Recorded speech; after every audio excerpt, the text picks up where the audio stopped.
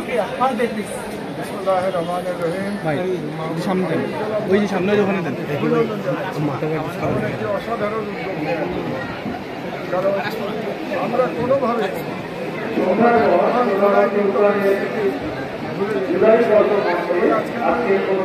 অত্যন্ত গর্বিত বোধ করি যে আমি আজকে শহীদ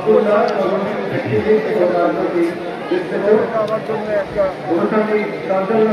সৌভাগ্য বলে, কারণ এই শহীদদের আত্মত্যাগের বিনিময়ে আজকে আমরা এই বাংলা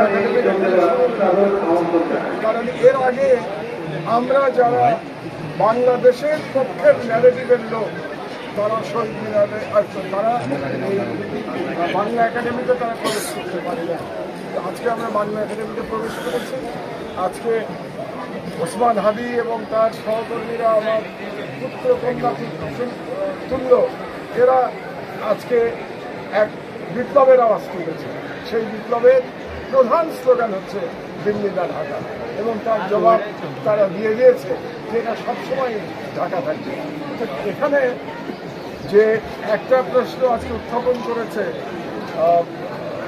আমাদের ওসমান হাদি, যে আমাদের কর্পোরেট হাউসগুলো সেভাবে আমাদের এই মহান শহীদদের তুলে ধরছে না, এবং গতকাল 21শে পদক প্রদান অনুষ্ঠানে 21শে পদকপ্রাপ্ত জনাব শহীদুল আলম তিনিও একটা কথা বলেছিলেন, যে তিনি বলছিলেন যে আমি জানি না ভবিষ্যতে আমরা এই শহীদদের কবর কোথায় এগুলো স্মরণে রাখবো।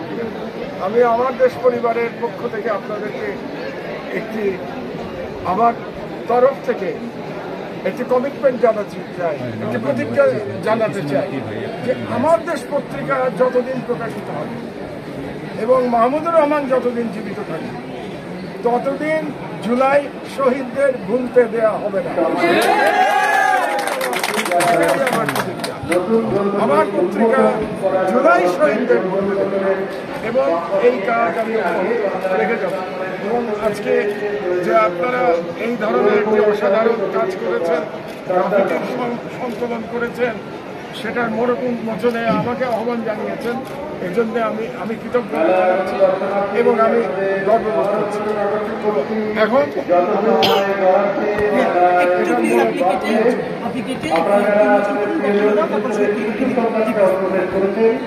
আপনার প্রিয় সন্তানদের